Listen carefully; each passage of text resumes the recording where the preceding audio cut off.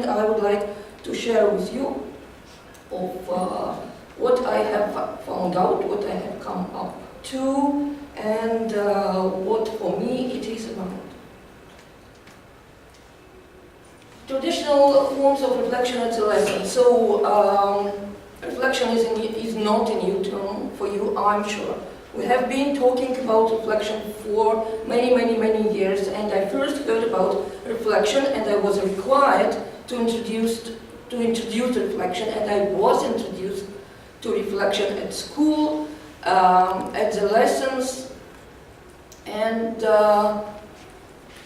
for me, when I was introduced to that, traditional forms were like self-evaluation with can-do statements. I think that you know all this threshold and language portfolio that I can do that, yes, I can't do, no, I can do that, and the other things.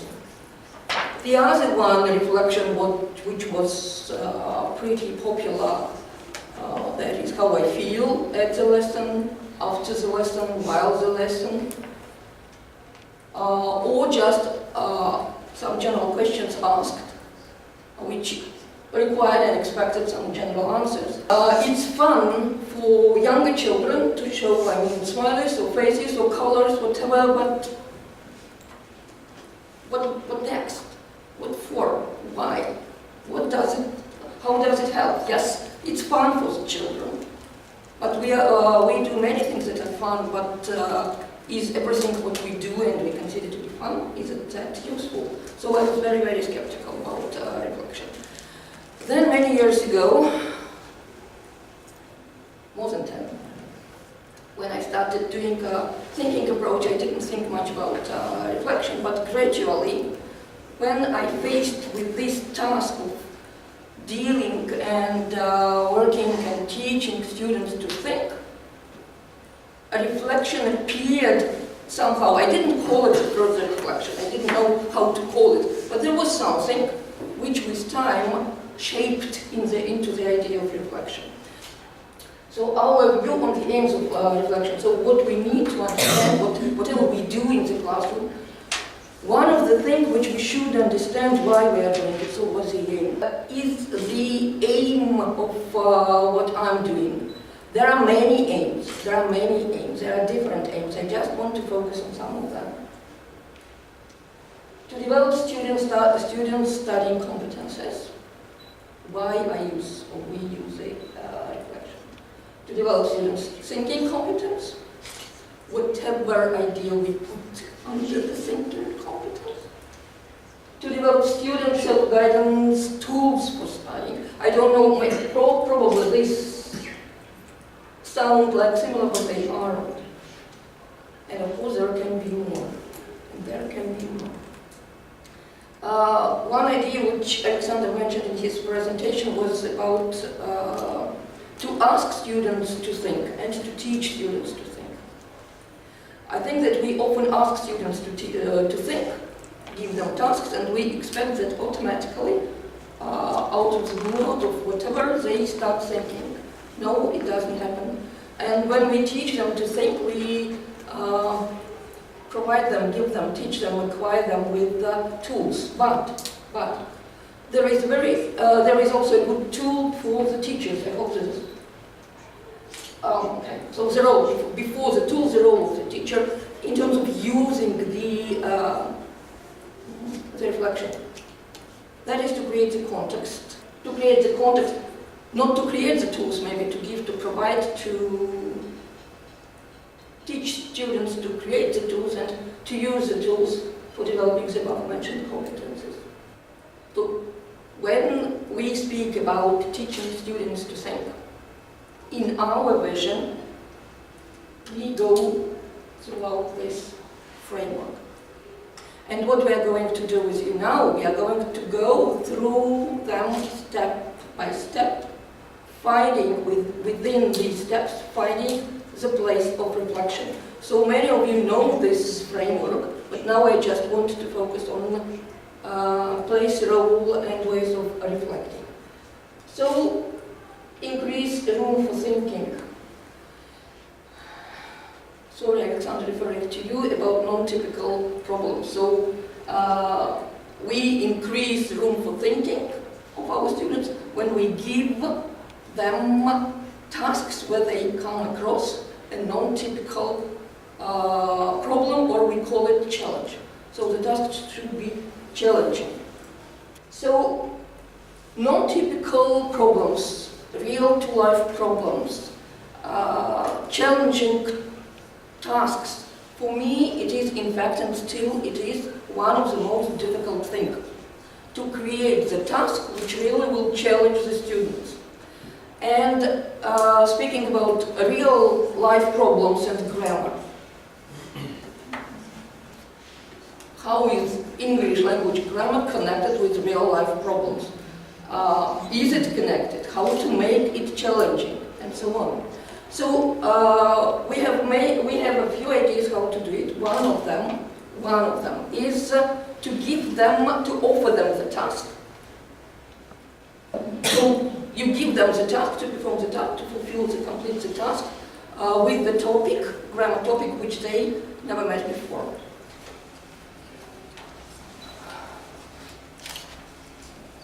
So if you look at the task, is it difficult? Easy. Not easy. Easy. But imagine that the students, that is the students for learning English language, and that is not their native language, that is the foreign language. It depends when you give it. I say give it in the age of 10, 12, 17, so it depends. Can it be difficult or not? So for you, as for teachers of English, it might not be difficult, but if we speak about the students who have never thought about, I don't know, complex sentences and using comma and meaning of all these complex sentences, it might be difficult. So it might be difficult, it might be easy, it depends on the context in which we use. So in my context, it was, I think from 10, they are old enough, so they are 16, but we didn't speak much about syntaxes with them before, so that was the area with which they practically didn't work before. And here comes, if you see, here comes the first three reflection. So I don't say anything apart from giving them the worksheet. And there is the task, and now the students are on their own. They are on their own. What they should do, they should put down their observation.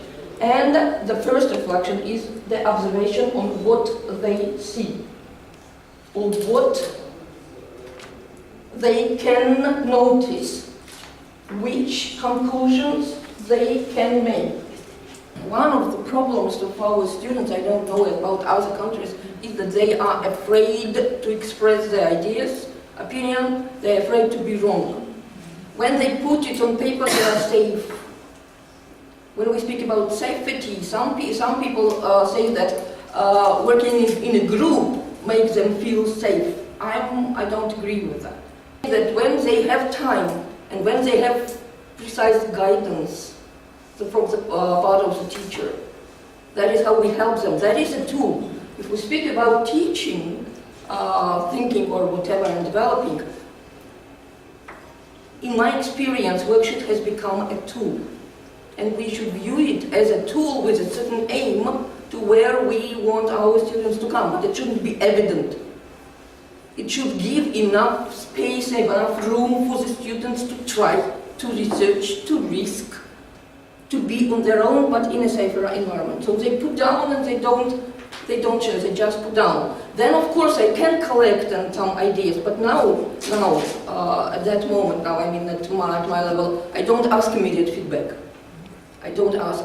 I can go around and read what they have done. Then I ask them, so you work on your own, I'm here, if you want to ask me for help, I'm here, but I don't just impose my help on them. But if you need, ask me, I will help.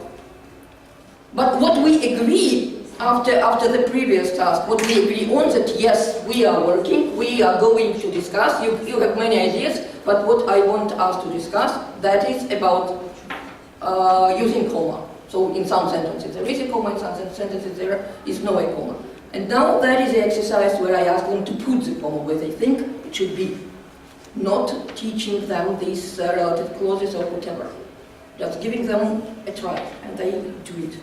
Apart from grammatical, lexical, language, whichever function of this exercise, speaking about developing thinking, what I think a very important idea, or I can't call it, I hope it is not competence, that the students should, maybe a competence, the students should be ready to work with unknown. And they should take it as a normal thing, which in our traditional way is not very often thing.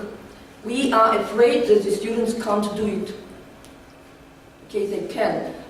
When I started working as an experiment, I took children in Form 5.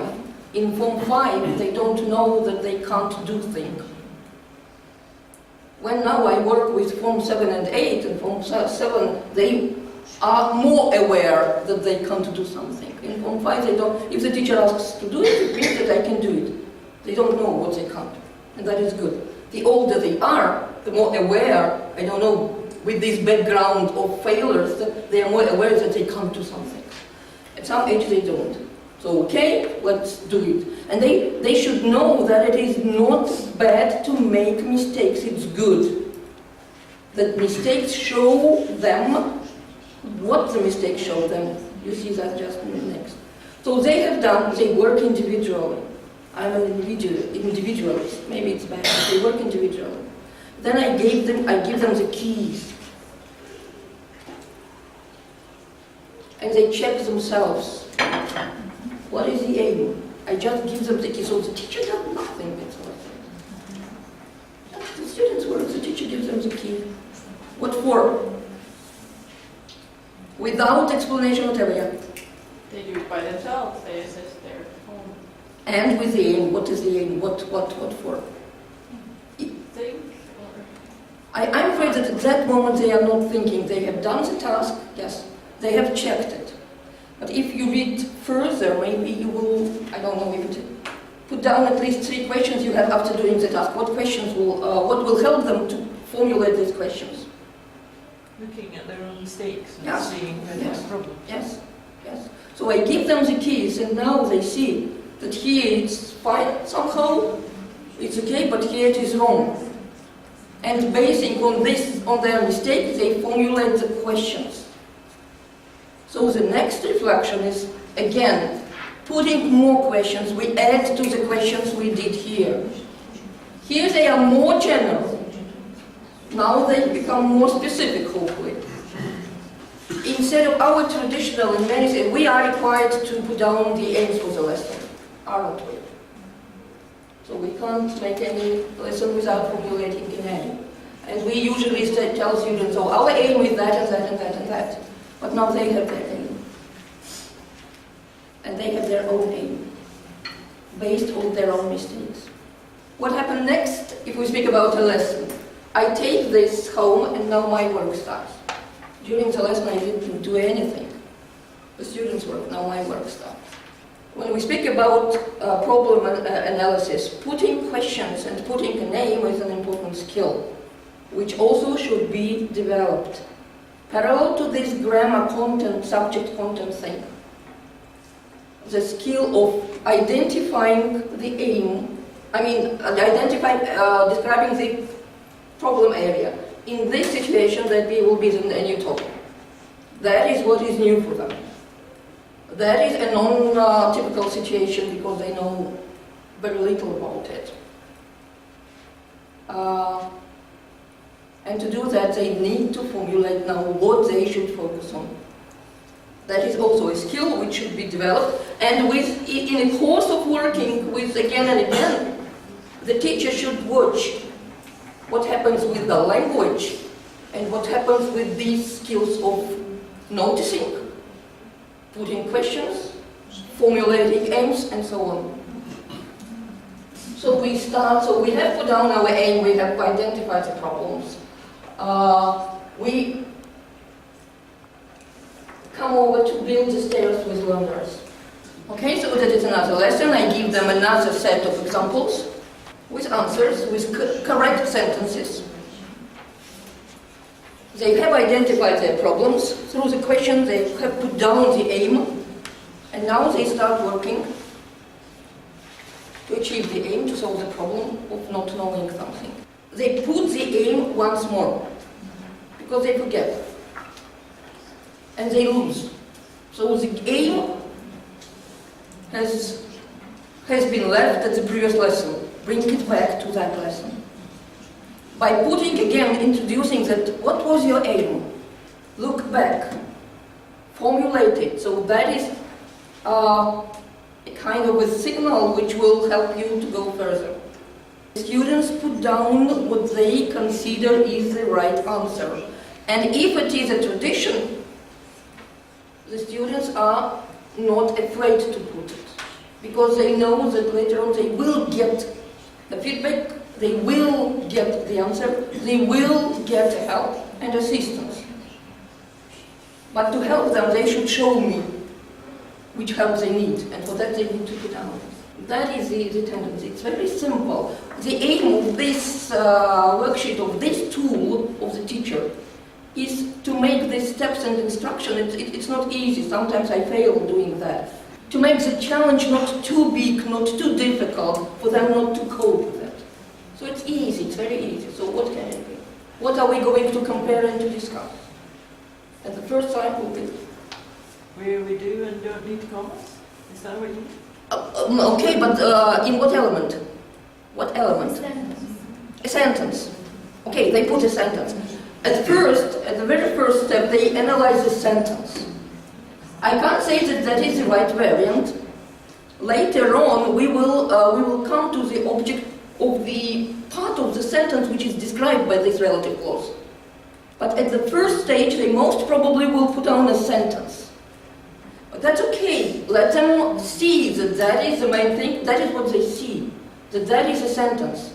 Later on, they will understand that what comes to their mind first might not be very specific and absolutely right. So they should learn to find these objects. They can't do it when they are doing it for the first time. Sentence, okay, fine, that is sentence. And now we have an element, we have a sentence. Now we are trying to find similarities and differences. What is similar and what is different? And here we come, hopefully, I hope so, and that is description model. So they should describe objects, one object, there are several objects. They describe them, and there is a special rule how to describe. So what is the best way to compare things? The major mistakes, especially with the language teacher, is that they compare as they want. For example, one is long, the other is about the weather. So we should compare using one parameter. We take one parameter and we see what are the values of this parameter. It doesn't mean that we will get what we want just at this particular lesson, especially if it is just the beginning, it is the first. So here they may compare like this. So some sentences are long, some sentences are short, or some sentences are long. The other sentence is about the weather. Okay, let them do that. But then you will say, okay, if you say that the sentence is long, about what feature of the sentence are you speaking? About the length. So if some sentences are long, then according to this feature, what can we say about the other sentences? Or if one of the sentences is about the weather, what are we talking about? It is about the content. Okay, if some are, how can we divide them, or what the differences are in terms of the parameter or name of the feature of the content? But anyway, by doing that, putting them in that situation, we start introducing the model, and by little steps building it. But the main thing is, the main difficulty is that as soon as you start it, don't forget that you should continue. Because sometimes it happens that you start one part and forget about it. Now they summarize